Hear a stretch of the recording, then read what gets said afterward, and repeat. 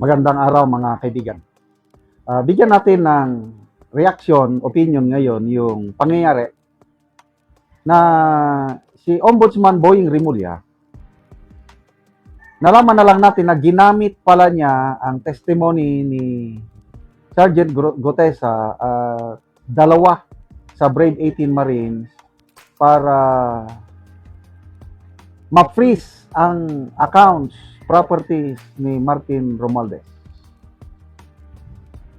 So, isang napakagandang development ito.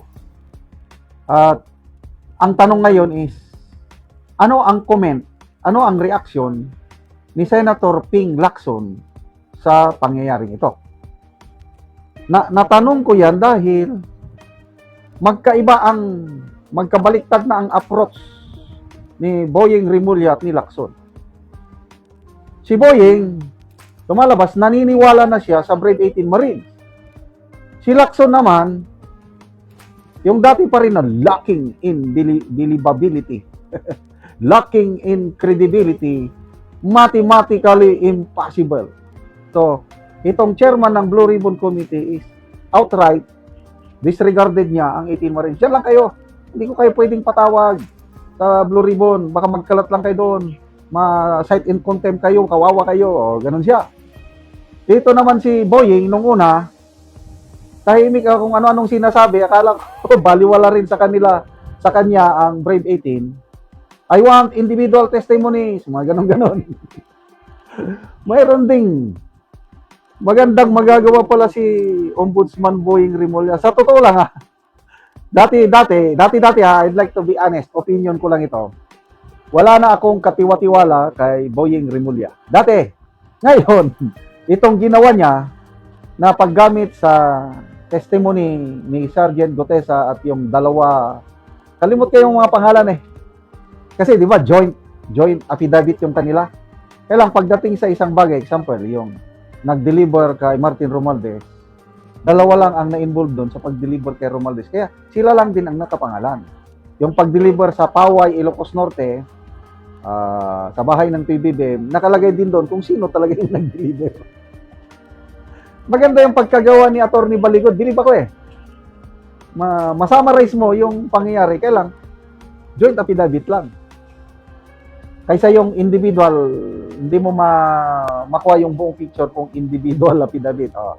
So, ngayon, naniwala na si Ombudsman, and I believe, opinion ko lang ito, hindi lang sa pag-freeze ng accounts, properties ni Romualdez na gamit yung kanilang testimony. Ang pagkakaintindi ko, correct me if I'm wrong, I might be wrong, pati yung isinampang kaso laban kay Romualdez sa Sandigan Bayan, ginamit din itong mga testimony ito. So, napakagandang development na, to me, sana tuloy-tuloy na ito na kapuri-puri na ginawa ni Ombudsman Boying Rimulya. So, magkaiba sila ngayon ng approach. Lacson is, wala yan. Si Boying, kailangan natin yan. Relevant ito. We need this.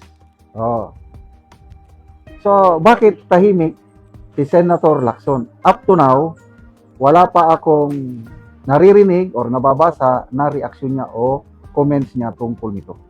Kailangan nating marinig. Sabi niya, ano kayang posible niyang sabihin? Well, prerogative ng ombudsman yan. Hindi ko siya mapigilan. Basta ako, ito naman ang tingin ko. I stick to my, ano kayang sabi niya? I stick to my principle. I stick to my judgment na lacking in believability sila. Yung mga ganun lang ba? Basta lang marinig natin yung panig niya. Or, posible rin na, well, I changed my mind. Baka dahil ang Court of Appeals, pinakinggan nila, binigyan nila ng weight, binigyan nila ng pansin ang si Gutesa at Bril. Ako, pwedeng bigyan ko na rin. Sige, mag-set ako ng hearing. Papatawag ko na sila. Yun, magandang development yun. Kasi ang ganda sana ngayon, kung ang ombudsman naniniwala na sa Brave 18 Marines at Gutesa ginagamit, kung ang Blue Ribbon Committee is maniniwala na rin, umaksyon na, wow, iisa na ba ang direksyon ng Blue Ribbon at saka Ombudsman? Tutumbukin ng mga mastermind? Naku, yun na. Yung hangarin ng mamamayang Pilipino, matutupad na. Magkaroon na talaga ng hustisya kung ang tutumbukin ng Blue Ribbon ay parehas na rin sa tinutumbok ng Ombudsman. Kailan, marami akong comments na babasa, huwag kayong magtiwala kay Boying. Yes, agree ako. Ako, hindi pa 100% ang tiwala ko sa ginagawa ni Boying. 50-50. Well, pagbigyan naman natin. Ako lang. Pagbigyan ko naman siya. Baka totohanan na eh. Walang imposible sa Diyos. Hindi natin alam. Diyos na ang gumalaw. Diyos na ang nag-enlighten kay Ombudsman. Nagawin niya ang tama. Oh, bakit mo pagdududaan ang sariling galaw ng Diyos? So, sana, bukas makalawa, meron na tayong maririnig kay Senator Lacson tungkol itong good development na ito na at last, ginamit na ang Brave 18 testimony laban kay Romualdez. Salamat mga kaibigan sa inyong pagsubaybay sa channel nito.